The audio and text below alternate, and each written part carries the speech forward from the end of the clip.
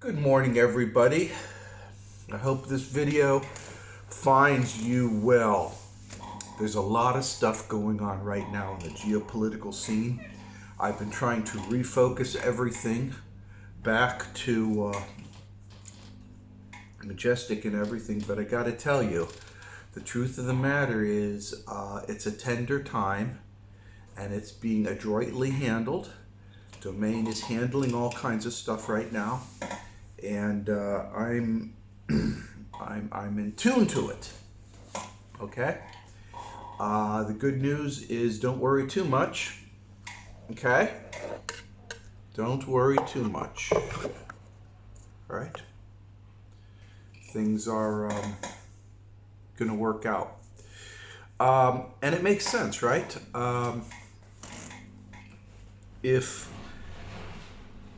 If Domain is here and they want to revise, adapt, repair this old empire situation, they have to stabilize it, right? They can't have this environment of hostilities, constantly having wars and constantly having rough situations, a regular torture chamber for prisoners. They can't have that. So they're trying to calm it down, and we're in the midst of that.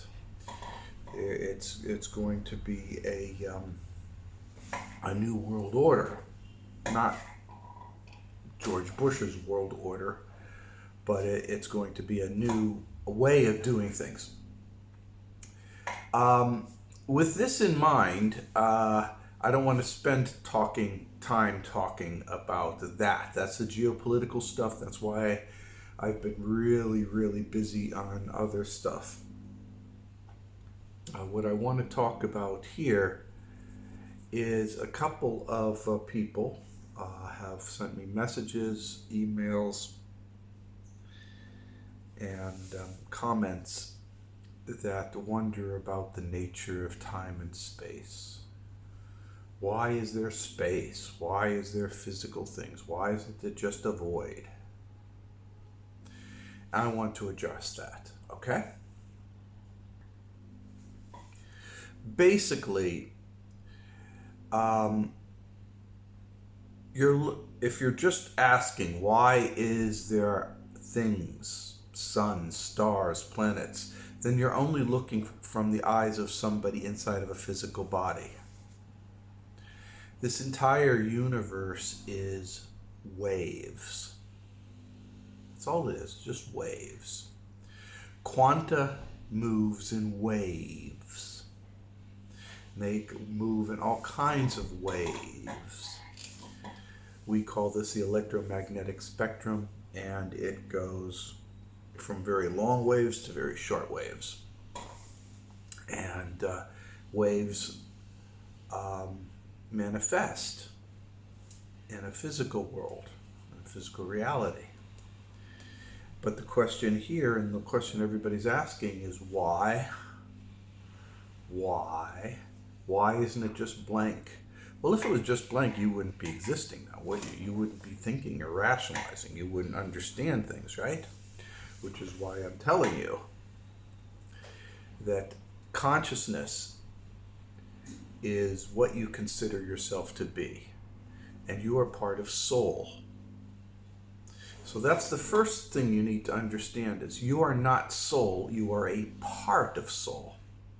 The person who you consider yourself to be is known as consciousness. Okay? Let's take a look at that. This is my vitamin container. But this vitamin container could just as well be soul. And inside of it is these vitamins. And each vitamin is a thing. This is a multivitamin. This is a fish oil. Okay? This white one over here is a potassium. I can't get it out. My fingers are too big. But it's a potassium. Okay, this is my vitamin container. This can be considered to be soul. Okay? This can be considered to be soul. And consciousness is one of these things. This can be considered consciousness. Okay? So remember, you consider yourself as soul, but you're really not. You are consciousness that is part of a soul. We like to think, contemporaneously, that we are so proud to be individual souls, individualized souls. It's actually a misnomer. The vast majority of soul constructs are connected to other consciousnesses. For instance, Matrix and Hive. You are a soul, you are a consciousness, but you're connected to a bigger soul that's shared. For us, as prisoners within this environment, our soul is much smaller, but it's divided into 3 parts. A consciousness part, which is associated with a physical body that is a construct. A middle energy part, which we associate with spiritual leaders or our spiritual side or guardian angels. And of course, the God part, which is the all-knowing, multi-dimensional aspects of ourselves, which we consider to be a God. Together, this creates a single soul, or so we say.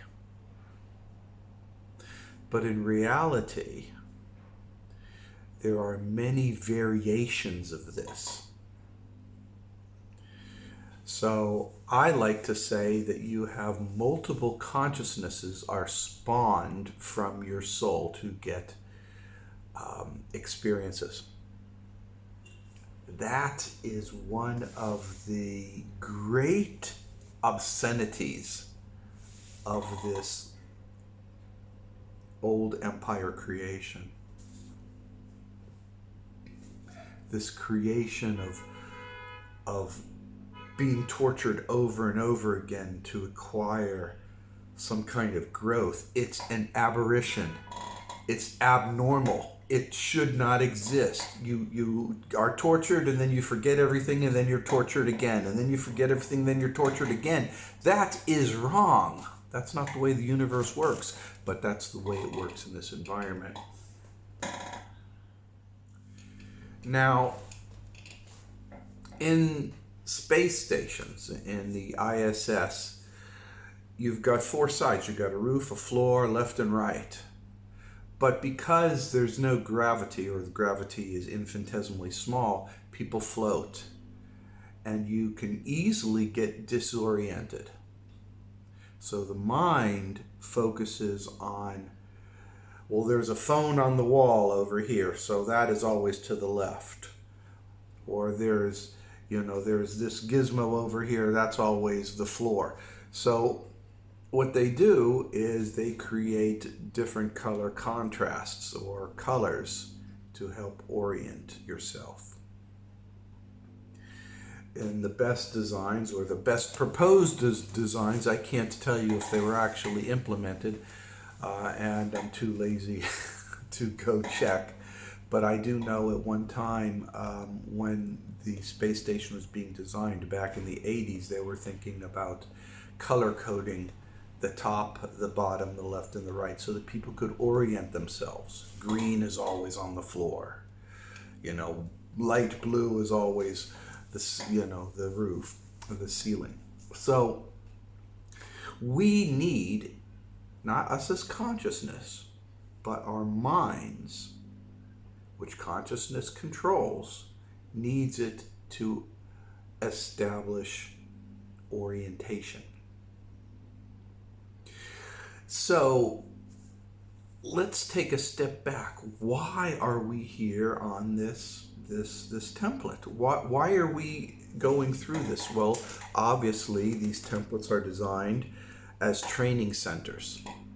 We go here, we're trained through torture, It alters our quantum makeup, and then we go through it again in different ways. I don't know about you guys. I'm not coming back. Ain't no fucking way. All right. Maybe I'll go dip my toe in maybe about 200,000 years, or maybe 1 or 2 million years in the future, and try again after I've given myself a rest from this. But I really don't want to go through this ongoing torture scene. And the basic idea here is pretty fucked up, if you ask me.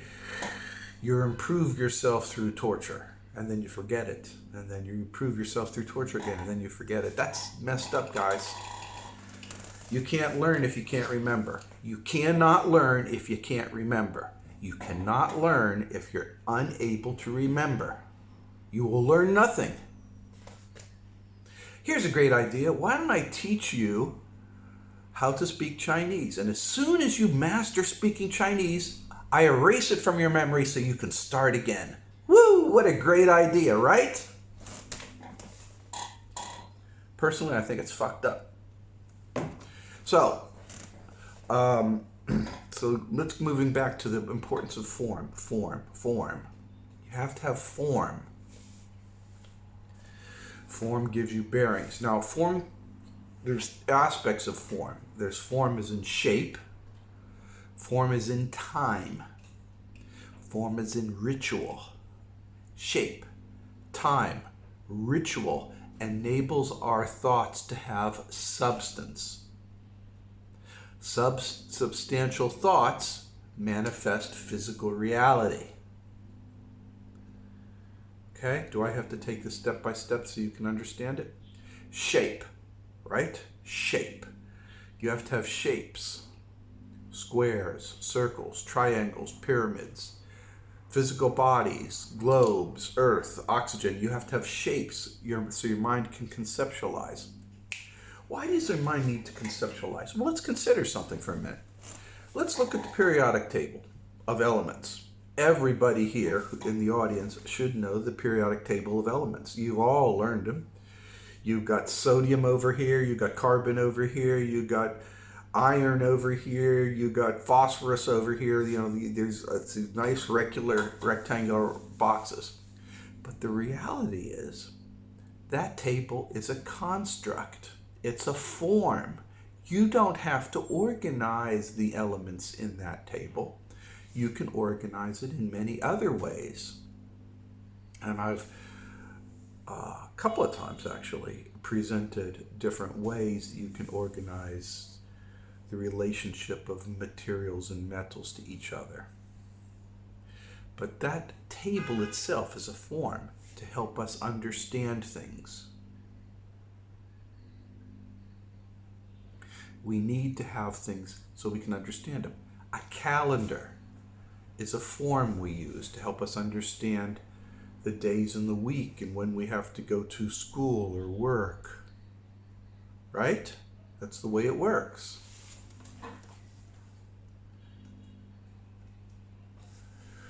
All these things, everything we do, needs to have a form so that we can interpret, muse about, and create and generate thoughts for the next stage on this template. Now, what I'm talking about is forms being a role within templates, but of course you also have to have forms outside of the template reality, right? You see, without a form, how can you, if you look at how you think, we think in terms of forms or in actions, which are rituals. A ritual is a formalized action that is repeatable. That's a ritual. Rituals and forms are how we construct thoughts, and thoughts are how we direct our actions. You want to visit that other soul over there? you think about it. But if you have no forms, you have no actions to guidepost your way over there, you're never going to meet that other soul. You have to have forms, rituals, in order to manifest thought generation and make things occur. So why is all this important? I think a lot of us need to understand that we are not the physical body. We are consciousness inhabiting a physical body, and we go in and out of it at will. Some people are pretty good at it. They do something called lucid dreaming, like DM, and he has other experiences that he talks about. It's very, very interesting. I don't have any of those experiences. I've had other experiences. Doesn't mean that he's better than me or I'm worse than him. It's just apples and oranges. Okay? Much of what he says, I think, is valid and truthful, and should be given some consideration. But in all cases, his experiences are based on the forms and rituals that he understands, while my experiences are based upon the forms and rituals that I understand. And when I communicate all this to you, I hope that it's communicated to you in ways that our shared rituals, our shared forms, are all understood. For instance, when I say Washington, D.C. and the White House, you can picture what that is, right? But if I say to you, Dongguan train station, many of you don't know what I'm picturing, and a form comes into your mind that you think might be what I'm talking about. Maybe it's some kind of Chinese version of an American rail station or something. Your mind creates something for you to adapt. Why is that? It's because our mind requires form. And so this need is a fundamental aspect of understanding if you want to control your reality. You must recognize the need for forms and rituals. Use that to your benefit, and then you can mold your reality to obtain your goals. So, let's talk about affirmations for half a second. Affirmations, right? If done properly, you do them so many times that you just read them off like some kind of poem that you've memorized. You know every single word because you've read it so many times, right? It's a ritual. You have established a form. That ritual, by reading that affirmation, has established a form. And forms materialize in the physical world. You create a ritual. The ritual is a form. Forms materialize.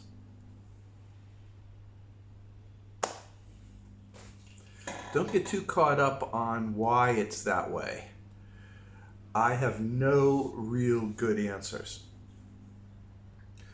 All that I can say is that we need forms. We need rituals. We need to navigate our templates. And that is a need for us to be able to control our lives. I hope this helps you all. I hope you have a great day. And in every day and in every way, please understand, I believe in you. Bye-bye.